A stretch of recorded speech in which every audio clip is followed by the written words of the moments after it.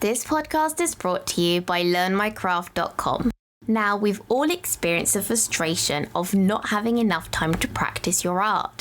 So whether you're a total beginner or an experienced artist, Learn My Craft has got you covered. With easy-to-follow tutorials using coloured pencils and pan pastels, you can level up your animal art skills today in as little as 45 minutes. Make practice fun and easy again at learnmycraft.com. Welcome to the Animal Art Podcast. On the show today, I'm chatting with Katie Harbord. Katie is my youngest guest so far, but has already built an impressive portfolio of work. Her medium is coloured pencil and pan pastel, which she uses to create realistic animal art and pet portraits. In this episode, we discuss how to price your commissions, we learnt some new techniques with pan pastel, chatted about making greetings cards with your art, and what to do if you haven't got a light box. As we talked, we drew exercise 75 from the Practice Journal Pet Portrait Edition, a blue dog eye. Katie has done lots of these practice journal exercises now, so give her a follow on Instagram to see more. I'll put a link below in the show notes. If you're at the beginning of your art journey, this is a great listen and you will pick up lots of tips. This is all coming up in the show today, so get your materials ready. If you're drawing along, hit follow and subscribe, and let's go. Hello. Hello, yay, it worked. Yeah, I'm just turning my camera around. Fantastic, I can see you really well. That's good. Hello, Katie, it's nice to meet you. And you. I'm really happy to be here. Yes, thank you so much for joining me and saying yes to this live. Yes, I'm very happy you sent me an invite. So tell me a bit about yourself, like, how long you've been drawing for and why animal art specifically? Well, when I was younger, I used to like draw on my house walls, which was quite funny. So I would just scribble on my walls in the house, and I think ever since I've done that, I've just like improved over time. So that's made me want to get better with my art, and I think that's just how it started. So when I was like maybe 5 or 6, I started to create like little comic books with animals in them. Oh wow, that's wonderful. So I used to create like a comic book with about 110 pages, which involved like dogs in it. So I used to do that like based on like my everyday experiences. So oh wow. Yeah, that was basically what I did every single day after I'd go out or something. And eventually when I started doing art GCSE, I started to get more interest in realism. So I then just started to want to like do pet portraits, because I think my first pet portrait I did was back in Christmas 2022 when my previous Labrador passed away. So I'm so sorry for your loss. Yeah, so I think I just wanted to do something to remember him. So then that's when I started to do pet portraits, and since then I've just kind of continued with that, and yeah, this is where I am now. Oh, that's wonderful. And why colour pencil specifically? I think just because I feel a bit more confident with them, and I feel like they're better at like creating realism. So it's definitely easier to control a pencil than it is a paintbrush, I think. Yeah, it definitely is. I used to like watercolour, but I felt like it wasn't really like, they wouldn't create much of a realistic effect like coloured pencil can, and I can just like add as many layers as I want to. Whereas with watercolour, if I had too many layers, it would just, the paper will get ruined basically. So yeah,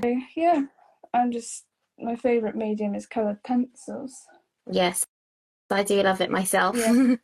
And I might like to start using pastel pencils in the future, but I'm not quite ready for that yet. So what are you using today? What paper are you using? I'm using the Bristol paper, which is like series 300, Uh-huh. I think. And I'm going to be using my these. I'm going to be using Nice, the these. Faber-Castell polychromos. Yeah, and also maybe a few of, this is my other set of pencils that I've got.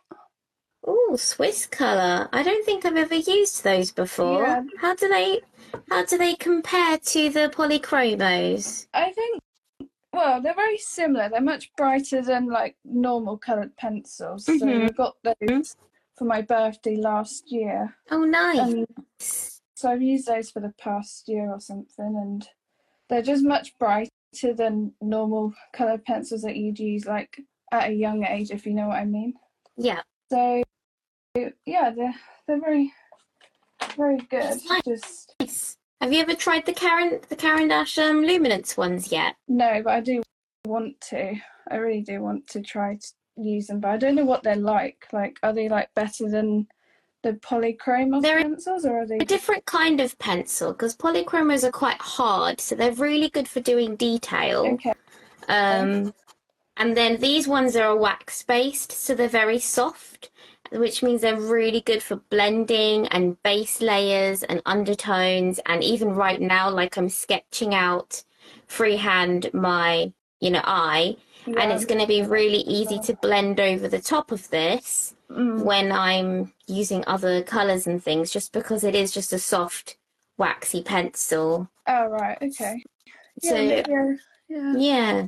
It's worth trying, definitely. I mean, I know you can never have too many coloured pencils, can you? Definitely not. I'd have as many as I could if I had enough space, My problem is that I've bought the full set of every set now. And I don't know what else to buy. Yeah, I'm only using, my auntie got me the polychromos pencils recently, just after like finishing my level 3 art course, so that was just a little gift, and I've been using them since. I mean, I still use these Swiss colour pencils, but I don't use them as much because I just think the polychromos ones are better in a way. They definitely are, I think. I think they've got a really lovely colour range as well. Yeah, and I can buy separate pencils as well on Jackson's if I need like extra colours, if you know what I mean. Yeah, no, Jackson's is great for that. Good. And you've done loads of this book now, haven't you? Yeah, it's really good. I've really enjoyed doing that. And, yeah, I'm so pleased. Very helpful. Definitely working a lot faster with my actual commissions as well, which is good. Yeah, that's good. Do you feel like it's improving your skills already? Yeah, I think it is. Yeah, it's definitely helpful, and I'm very happy I got it. Just, yeah, I'm very happy about it, and I'll continue doing it. And yeah, I might buy your next book if you've published that. Yes, the British Wildlife one is out now. Yeah. My one is arriving Saturday, so I'm going to do a live about it and draw from it.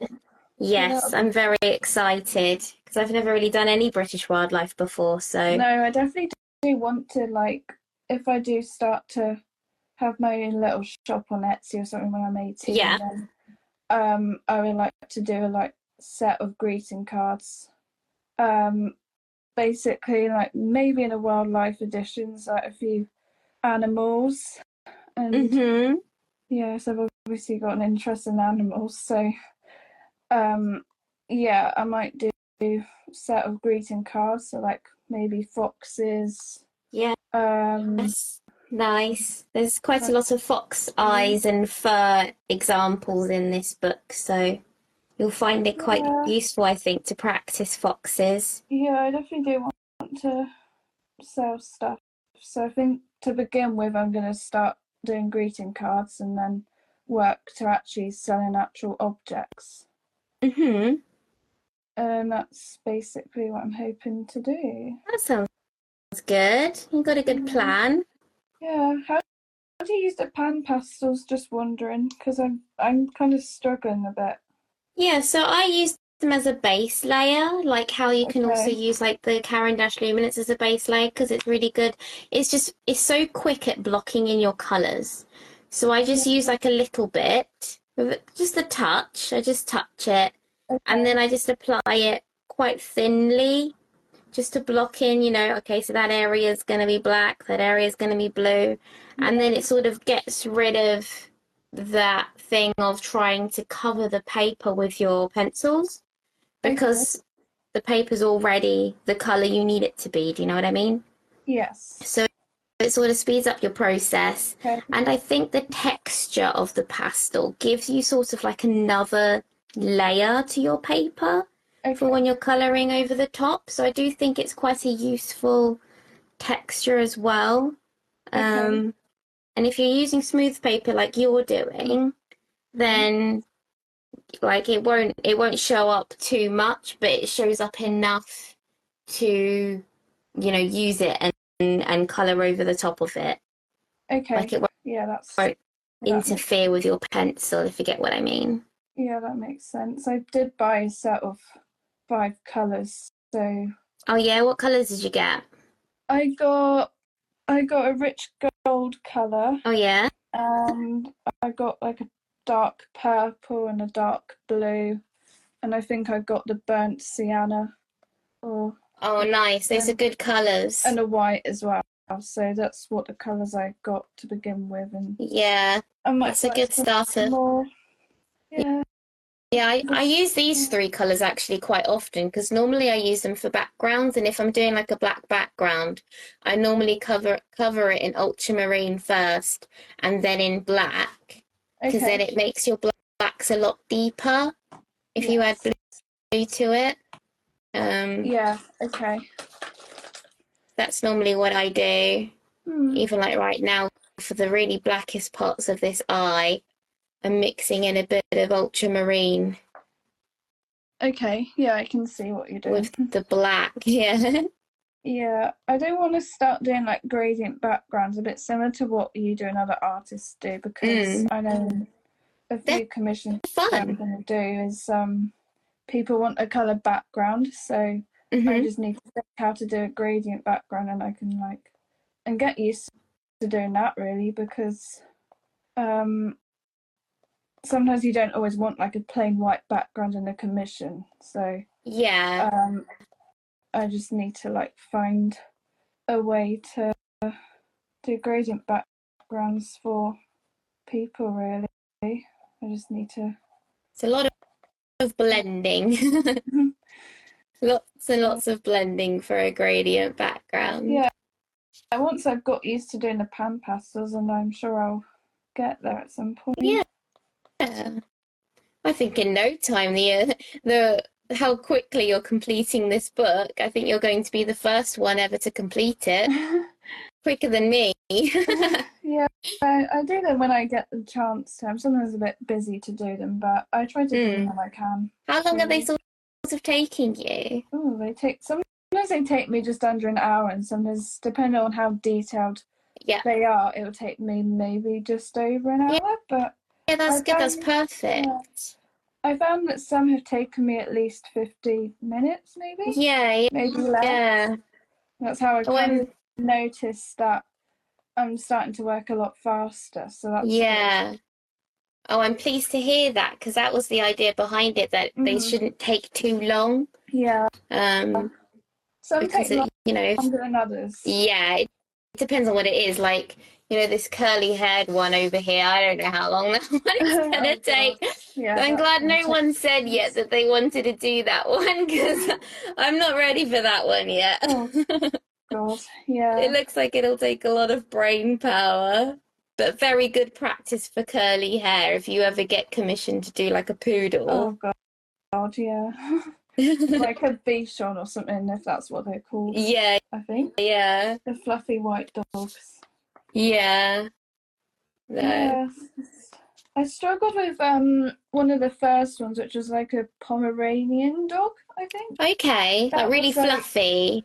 it was a really fluffy one in the book, and it took me ages. It took me at least maybe 2 hours or something just to do it, because that's Oh, how really?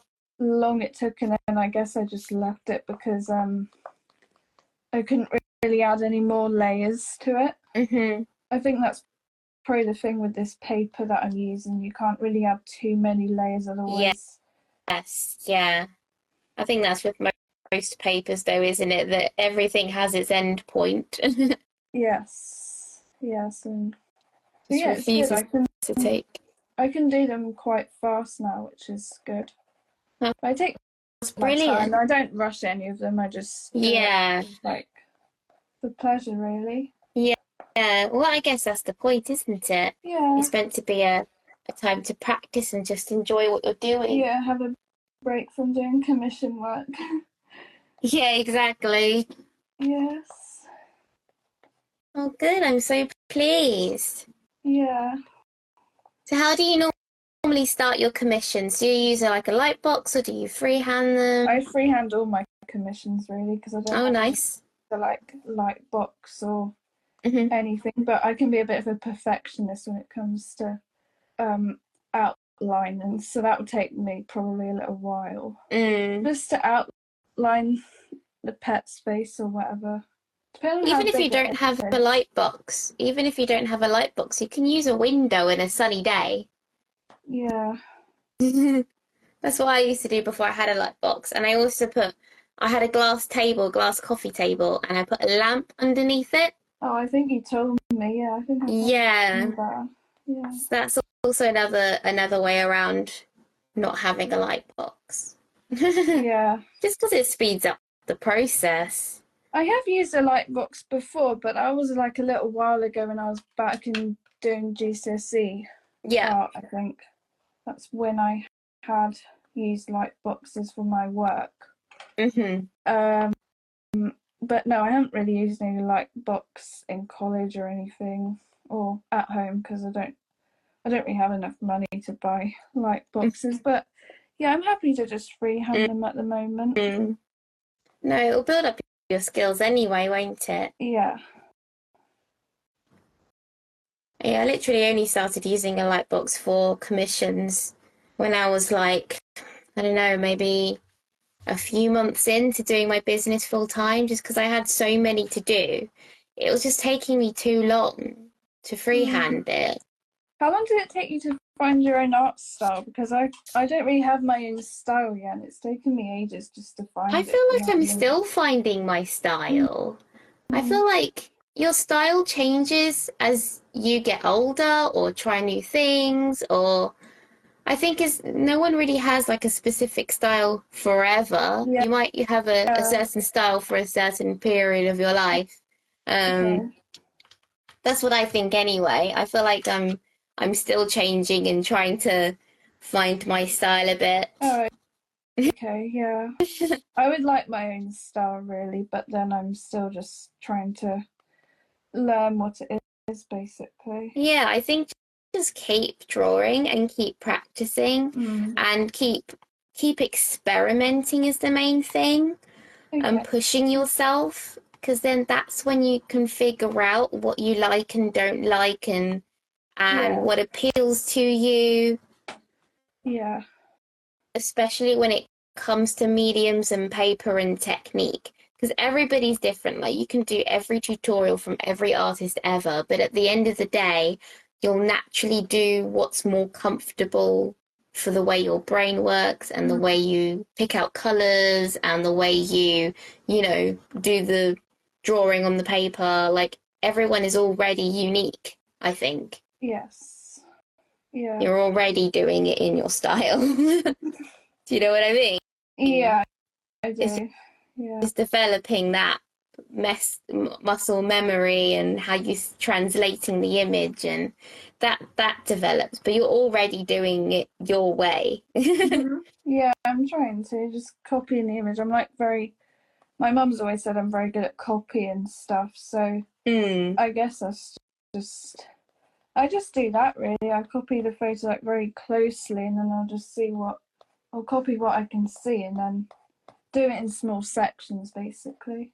So you like to work do you like complete a section and then move on? I think Yeah, that's usually what I do. If I'm like finding, I know in a few commissions I've done recently, there's been times when a section's not quite going the way I want it to, so then I'll move on and then come back to that later on, if you know what I mean. Yeah, yeah. So that's what I would do if I was like something wasn't quite going right, and then come I back to hear it later. Oh, isn't that annoying when you're like trying to do something? It's like, why aren't you working? I know how to do this. It's I just not know. going right. Yeah, especially as the paper allows you only to like do maybe a few layers. Like you can't add any more layers if something doesn't go quite right, almost. Have you ever Yeah, had the to electric start eraser is again? quite good. Yeah, sometimes. Electric eraser is quite good though. I did recently buy it, so that's Which quite good one? for erasing The Derwent one. Uh, yes, it is. I've got it somewhere. I'm not sure where it is right now. Yeah, it's the same one as you, I think. Yes. No, it's such a good one, isn't it? I never use anything else now. Yeah, the erasers though seem to run out quite quickly. Don't know if that happens to you. If I'm just like, I don't know. I guess it depends on what you're using it for. I normally use it only on like fine hairs and whiskers and like eye reflections. So it doesn't run out that fast because I guess I only use it for those like little bits. Yeah, I've used them for eye reflections and stuff, but not not whiskers much. But I do want to start. I find that if you've got like you can get this sandpaper stuff as well, right? And then if you erase on the sandpaper like straight down so it's completely flat, like this, so it looks really flat. That gives you a really lovely crisp edge for doing little hairs and whiskers and stuff. Yeah. So this little sandpaper thing is actually really useful. This is the first one I've ever bought, and I've still got loads left. So you don't even need to use it very often. Yeah, that's good then. Yeah. Yeah, so you can use it in different ways and make your eraser into different shapes for what you need it for. Okay, I'll have a think about that then. Or just use any sort of rough paper or something rough. Even a nail file, if you have a nail file, that's the same thing. You don't need to go out and buy another thing. Yeah, I seem to be buying lots of art stuff at the moment. It's hard to stop. This is the rest of your life now, okay? You're going to just keep buying art stuff. That's just how it goes. You can never have too many, I guess. No, especially if you're an artist, you'll get older, your storage units will get bigger because you'll have more and more stuff. That's the way it goes. Yeah, I'd really like to have my own studio one day because I seem to just work in like a room just to do my art, and I kind of just want my own little space, if you know what I mean. Yeah. That's what I would like in the future. It is a luxury. I just don't know how to get there though, like find ways to actually build my own studio where I can just have all my art. I don't have to tidy stuff away if the table needs to be used, if you know what I mean. Yeah, well, it all comes with building your business, doesn't it? Yeah. Building your business, building your brand. Yeah. Getting yourself out there so as many people know who you are as possible. Yeah. But also the right people. Yes. Yeah, I'm only really doing commissions for like friends and family mainly, but I do want to work towards doing commissions for like people around the world, if you know what I mean. Yeah. It's just getting that confidence, really. How long does it take you to like do commissions all over the world, or did you just do it straight away? I don't know. I guess it sort of happened straight away just because I posted on Facebook. My friend asked me to draw her cat. And then I posted that finished cat on Facebook. And then that's where I got like lots of Americans commissioning me. All right, okay. So I'm actually I quite frequently have clients in America. And that's just because they contact me on Facebook. And and it just went on from there. And then I get a lot of people that find my website. So yeah, so that's how I'm found all over the world. But it is easier to start locally. So keep doing it for friends and family and showing those as examples. Yeah, that's what I'm doing at the moment. Yeah, that's a good way of doing it. And then also, try and get known in your local community as well. So like put up flyers in your local vets, or, talk to your local dog charities or whatever there is. Flyers in your local village hall, or whatever things there are locally. That's the easiest way to get more clients that you don't know necessarily, because locally there's a lot less competition than there is the whole world. So yeah, okay. So I would start locally and just keep practicing. Get as many pet portraits under your belt as you can. So when someone does say, "Oh, I've got a schnauzer, can you draw it?" You'll be like, "Oh yeah, like here's an example I've done before," because you've got an example of a schnauzer. Exactly. And it looks so much better and more professional if you can come back at every client and show them an example of what they would be receiving. Like, it's so much easier for them to say, "Yes, I want you," because you're showing them exactly what they're going to get. Yes. So I definitely find it easier to speak to clients because I have so many examples now. They're just like, "Oh, I've got a tabby cat." It's like, "Well, I've done 50 of those now." Yeah. Stop. In every position, with every background. What would you like? Yeah. Yeah, so I'd say just keep practicing. You're doing really well. Thank you.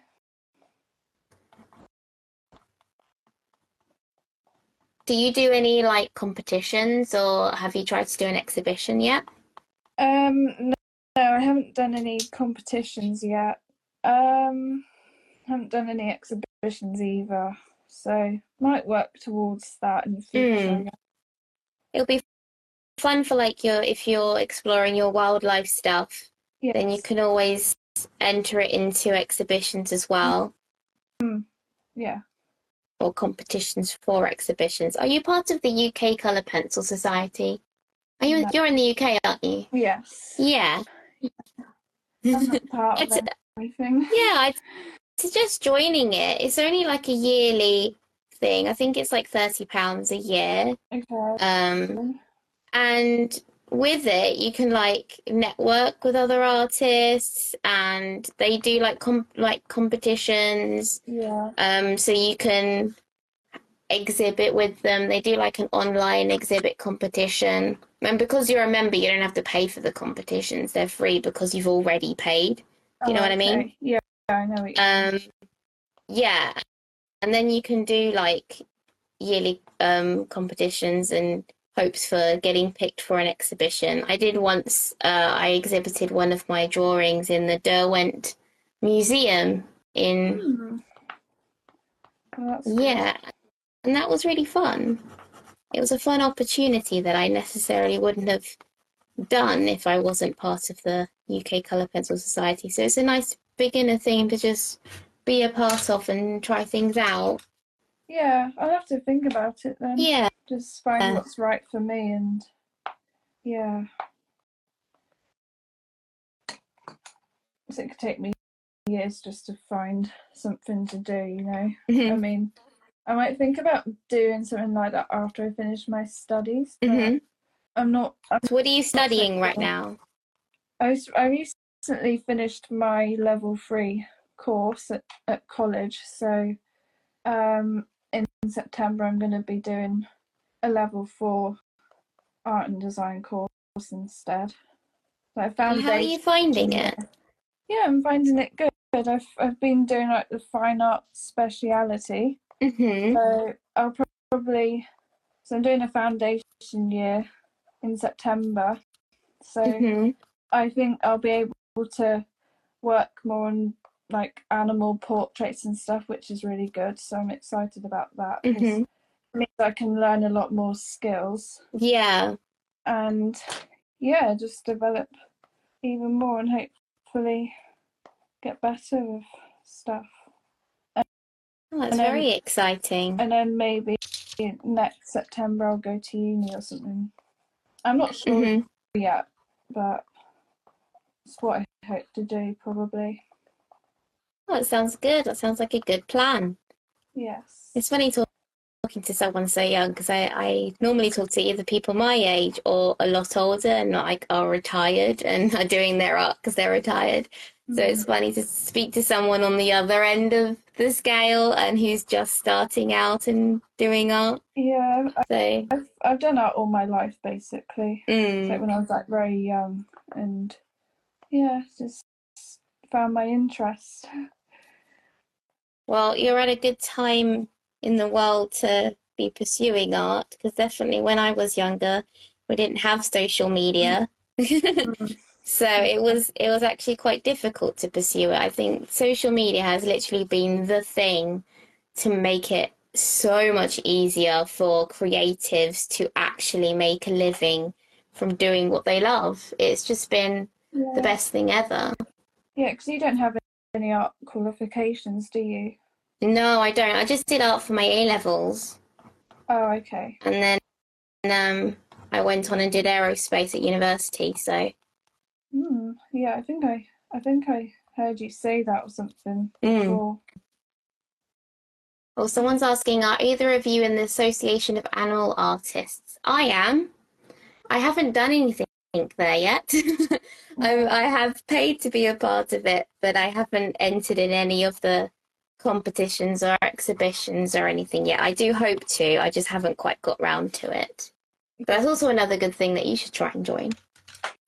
Yeah, I think I'll just need a bit of help with that. Probably a bit of advice. It's quite fun joining societies because then you can just like chat to people who are like what we're doing. We're chatting about our passion and something we're really excited about and getting advice from each other.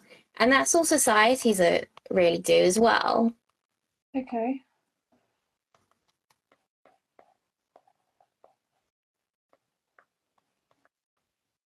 What's your favorite animal to draw? Oh, I love drawing dogs because I've grown up with dogs.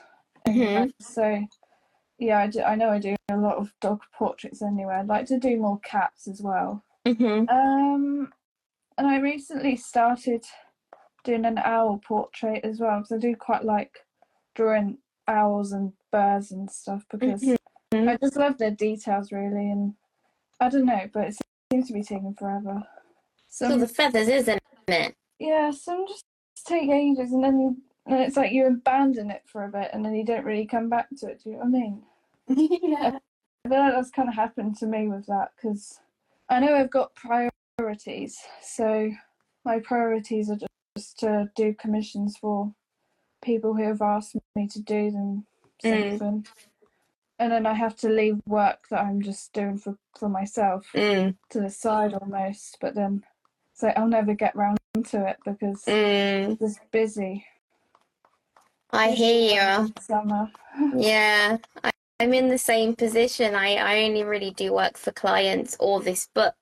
I don't really get a chance to do much work for myself. Yeah, because I do, with all the work I do, whether it's just for myself or because I want to, I do want to do something with it, like whether I want to just turn it into like a greeting card design or just like, I don't know, because I don't want to leave my work all over the house, like not doing anything, just sat there. Yeah. I want to do something with it because I don't know. I just want to make a living with it almost. Yeah, it can be quite hard sometimes, but I'm getting there. That's wonderful. So what's your technique you're doing right now? I'm just doing layers. So I think I normally start with the lighter colours, or the colour that's basically the main colour. So I know black is one of the main colours in this photo. So I'll either start with that, or I'll do the lighter colours and then work in darker colours. Yeah, two different techniques really. Yeah, just trying things out. Yeah, just have to be like, I'm really precise, so I have to look at the photo really closely and then just try and copy it. I always do that, and then I like bump into the phone camera or like the video camera, whatever I'm doing to like try and record the piece. I'm always bumping into it because I'm trying to put my head in the way and see what I'm doing. Yeah. It's so hard to record stuff sometimes because I just want my face like there. Yeah. But I can't, otherwise you won't see anything. Yeah, I want to video myself doing more of this. Like right now I'm showing what I'm doing with this, but I can't always like video myself because I don't have the right materials. Like I don't have like a tripod or anything, so I either have to use something tall or use my left hand, but that could be really hard sometimes. I'm very shaky. Just to use my left hand to copy what I'm doing. Yeah. Really. So I'll do it in like a reel when I post reels of what I'm doing, but something like doing a live, I need something to hold up my phone. Well, whatever you're using right now is working quite well. Yeah. Yes. Eventually, when you have some more money, you can get like a desk hold, like a desk grabby holder, phone holder thing. I've got like an L-shaped one. I wouldn't get a gooseneck because they just vibrate as you're drawing. Oh, right, okay. They're just so shaky. They never stay still. So I don't advise getting a gooseneck one. I've got like 2 of them that I don't use anymore. They're so rubbish, really. So I'd get an L-shaped one, because then it's really rigid and it keeps your phone safe, obviously, especially if you bump into it. Oh, okay. And then it's really easy to adjust and keep your phone in place over time, like it doesn't start like slouching and things like a gooseneck would. So yeah, I'd advise getting an L-shaped one. Someone's asking, do we both live stream much? Have you done a live stream before?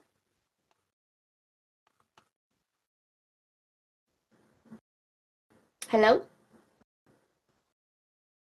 No, I haven't. No. You Sorry, haven't?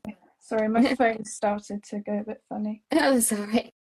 No, you haven't. Is it your first one then? It's one of my first ones, yeah. Nice. How are you finding it so far then? Yeah, it's really good. I'm enjoying it. Good. I remember my first ever one. I was ridiculously nervous. Like my hands were so sweaty. I was like making prints on the paper. Oh. Yeah. But you do just get used to it the more you do. Yeah. This is my 4th one this week. Oh, wow, so you're very busy then. Yes. I actually quite enjoy it. It's been really fun because I normally watch something as I'm drawing because I like having that level of distraction. I can't just listen. I've tried listening to music, that doesn't work. But talking to people seems to be enough of a distraction for me to draw well. You have to draw with someone as well. Yeah. Like have the company. Yeah, exactly. In my family, I'm literally the only creative one, so I don't really have anyone to like draw with. So yeah, maybe I'm doing it on my own. Do you watch things or listen to music or anything while you draw? Yeah, I do. I do sometimes listen to music when I feel like it. Sometimes I'll draw in silence if I just want to like have a bit of peace almost. But yeah, I don't watch anything like while I'm drawing because I'll get too distracted otherwise. Yeah, I do normally have to see things I've seen before.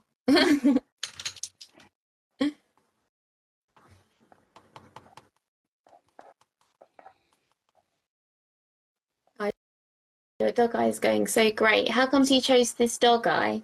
I just quite liked it. Like, I'm Mm-hmm. starting to get more into like drawing eyes of animals, and Yeah. I know recently I had done a few like cat experiments. I don't know if you saw them, but I did like a few cat eye experiments because I just Yeah. love the colour of their eyes, really. Yeah, So, they're very fun to do, aren't they? so I think I've just, become a bit more into drawing eyes and stuff. I really like Mm-hmm. drawing detail in an eye, Mm, like any animal, basically. mm.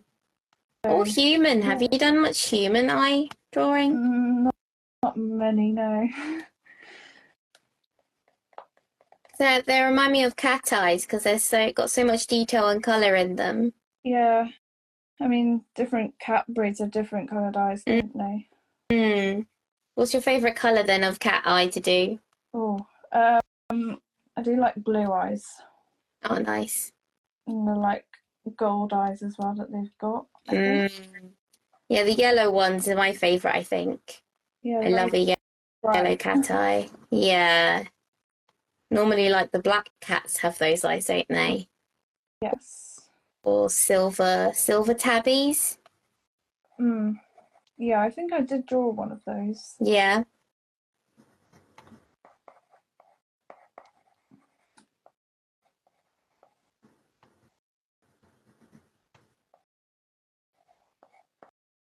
What's been your most difficult commission so far, and why was it difficult?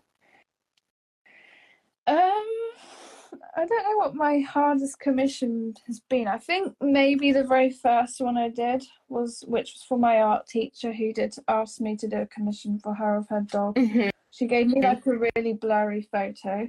Oh, So that's hard. I had to basically like think in my head, how would this look if it wasn't blurry? So I had to just like look online at, like, I think it was a Brittany Spaniel or something like Yeah. that. So I had to look online on like Pinterest for photos, and I Yeah. just had to like look on there for inspiration of how I could just make it look more realistic. Hmm. It's a bit mean of her giving you a blurry photo, and she, Yeah, as being an artist herself, she knows what you need. yeah. I know. I guess she just wanted to challenge me, really. Yeah, yeah. So yeah, that was a really difficult one, I'd say. Oh, that sounds good though. Yeah, it took me a while. What's been Yeah. what's one that you really hope someone commissions you to do? Like an animal or just. Yeah, or a Uh, breed or something. I'd quite like to do a golden retriever, maybe. Uh-huh. Yeah. I do love a golden retriever because they're like, their personality is really Mm. lovely, and Yeah. I just love their smiles. Yeah. So They are such lovely animals. quite like to do a commission of that, or maybe one of those ragdoll cats. Mm-hmm. The eyes again. Mm-hmm. Yeah, they have very incredible blue eyes. I've done 3 ragdoll cats now, Oh, and they're wow. just so fun to do because of those eyes. Yeah, yeah, definitely like to do more um animals with bright eyes, because I don't really do a lot with different colours. Mm-hmm.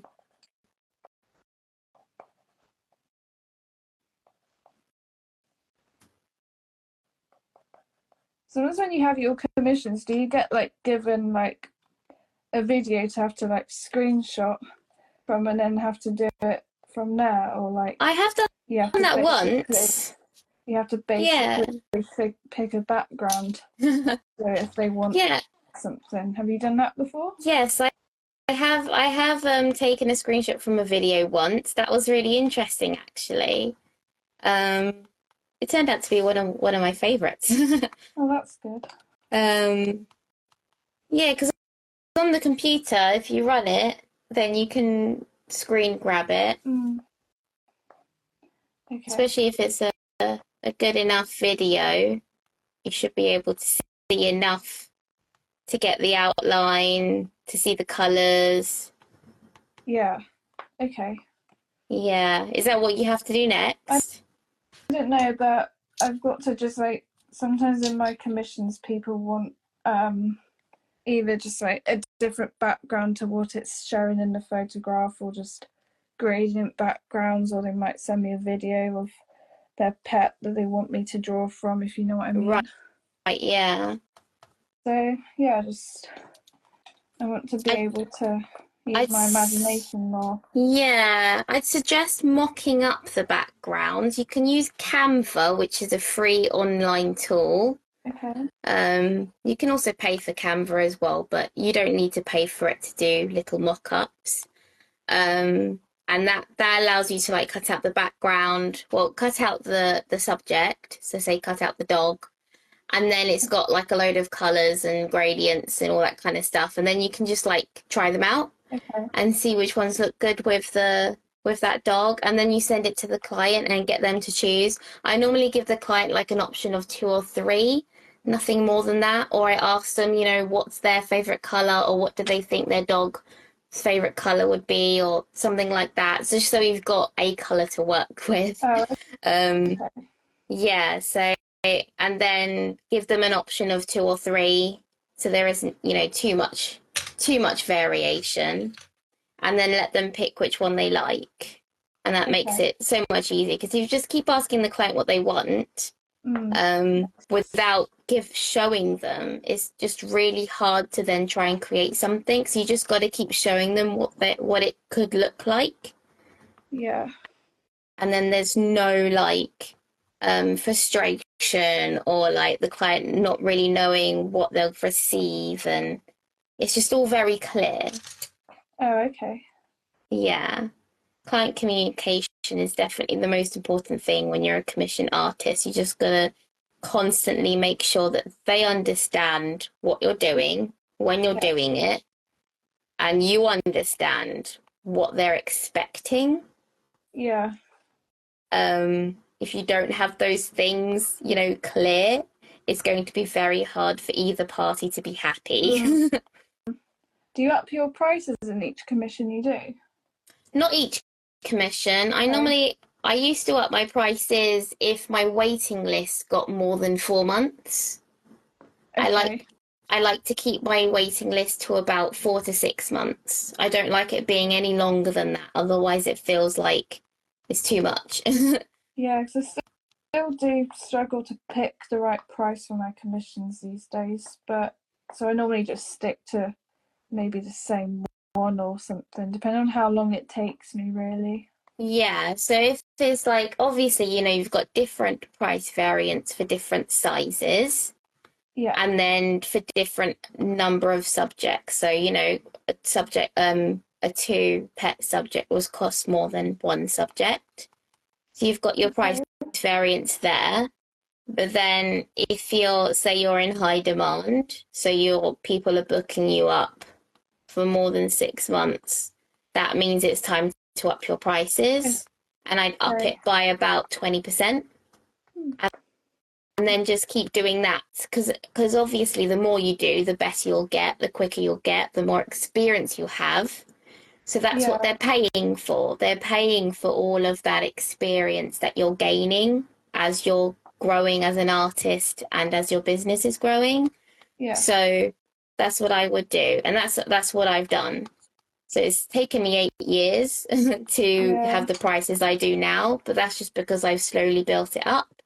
And slowly, built up with some reliable clients, and just sort of like figuring out my prices that way. Well, that's good. So it's good to start out low, not too low, obviously, but low enough that people commission you and can feel like they can take a gamble and trust you to draw their portrait, even though they know you haven't done very many, kind of thing.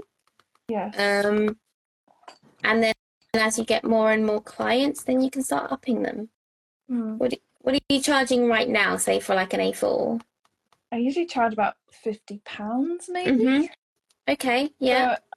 maybe I should start to go a bit higher with some, depending on if they like take me longer, or because I'm going to start doing some A3 commissions as well, hopefully in the summer for people. Yeah. I want to start doing. Well, I've been asked by people to do a double portrait, so yeah. So that would cost more than a single. That's going to be a bit of a challenge, but yeah, that's what some people have asked me to do. Yeah, that's great. So probably have to charge more for that, I reckon. Yes. Have you tried using my pet portrait calculator tool? I think you have sent it to me before. I can't. It's worth trying. So it's on learnmycraft.com, and it's a pet portrait calculator tool. I'll send you the link again if you like, and anybody else watching, if you want a quick way of calculating what your prices could be. For you as a beginner, I would do the calculation and then divide that by 2, and that will be a really good starting point for you. And then the number you get before you divide it by 2 can be like your goal price that you want to try and work towards and up your prices towards. So that's a good way of doing it. Yeah, you can resend me that maybe. I'll send you the link. Okay. Well, someone's asking, what paper do you both use? So do you want to say what paper you're using first? I'm using the Bristol paper, which is series 300. Is that the Strathmore one? Yes. Yeah. Yes, it is. Strathmore Bristol. Yeah. I like that one. I've only just started using the Strathmore 500 series, and it's just so lovely. Yeah, I thought because I was a beginner, the 300 one would be better for me. So I've started off with that one. I bought another sketchbook as well with different paper. I can't remember what it was now, but it was from Jackson's. Yeah. So I'm going to experiment with that at some point. That sounds good. You can cut it up and put it in this book. Yes. Yeah, and I'm using Pastel Matte. This is like my 3rd ever time I'm using it. What is Pastel Matte? Just wondering. So it's very textured, and the one I'm using isn't really that thick. You can have like pastel board as well, like it's really thick. So it's quite thick. I think it's 300 and something. Okay. Let me have a quick look. Here, this is what I'm using. Pastel Matte 360. Okay. Yes. Well, yeah. And so it's quite thick. It's a lot thicker than the Strathmore. But it's so cool how it takes a lot more layers. So you've got to add a lot of layers, I'm finding. But I'm also finding that it also makes your pencils act like pastels. All right. Which is just so weird. I can't get my head around it. So I can layer really nicely. And look at this. I've got this silver. Is this silver grey? No, what is this? Might be. This is a steel grey. Yeah. And I can really easily, look, just draw over the top the black. Oh, wow. That's cool. Yeah, I think I can do that with the silver as well. Yeah. But it's so easy. Yeah.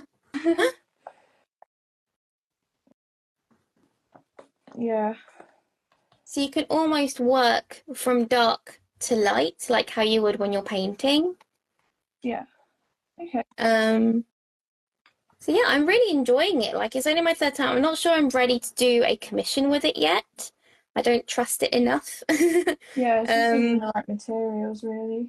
Yeah, exactly. Because with my commissions, when I trust a piece of paper, so I really love the Strathmore Bristol 500 series, and I like using that for my commissions right now. So maybe one day I'll use the Pastel Matte when I've practiced a little bit more, I think. I'll try and use this eraser on here. Oh, go for it. Let's see. It's a bit loud. It is loud. Yeah, I never know whether I have to hold it like this, where it's a lot less noisy, or if I have to hold it on the side. Do you know what I mean? I think you need to pull up your the rubber inside out a little bit more, because maybe it's the plastic that's vibrating on the paper and being really loud. Yeah, I don't know. So if you like pull out the top, Okay. like this, pull out this top Yeah. bit, and then this little eraser bit, just pull it out a little bit more. I'd say like that. And put it back in. And then it won't vibrate on the plastic. And then you can do it on the side. Like this, kind of? Yeah, like that. I think I should put it the other way because it's a bit dirty.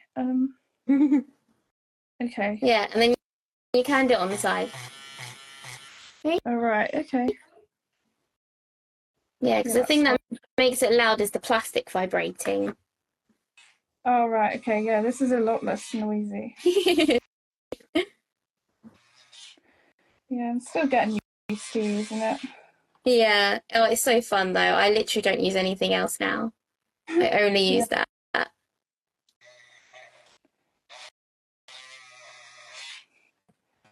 Oh, we're coming up on time, Katie. It's gone too quickly. Yeah, it's gone really quick. I'm almost finished with this now. Yeah, we're both nearly there. Yeah, I'll post it later once it's actually bloody done. Yes, please. And please send me a picture of it as well. Yeah, I will do, definitely. Yeah, I think I'm basically there. It's always one of those things where you can keep adding and keep fiddling, but you don't necessarily need to. Yeah, it's hard to leave something alone when you just never know if it's something done, because you know, like, well, for me, I like to make sure my commissions are like perfect, basically. Yeah. So I could just keep going on and won't leave it alone, and then I could overdo it. So. Do you ever get to a point where you have to tell yourself, okay, that's enough now? Yeah, I've had to do that a few times with my recent commissions I've done. Oh, yeah? Because I just never know when to leave it alone. So I enjoy it at the same time, so I don't want to stop, but I also know when I need to stop. Yeah, don't ruin it. Yeah. It's always hard. Yes.